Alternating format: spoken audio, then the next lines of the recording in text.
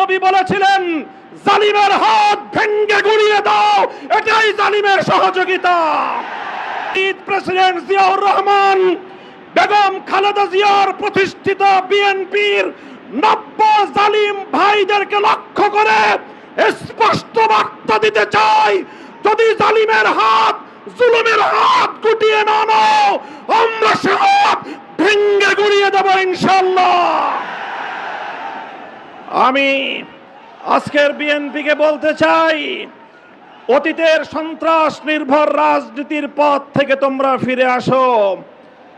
আমরা অতীতে বাংলাদেশে দেখতে পেয়েছি কিছু জনবিচ্ছিন্ন বামপন্থী আর ইসলামপন্থী সংগঠনগুলো আদর্শের ভিত্তিতে, মেধা ভিত্তিক আদর্শিক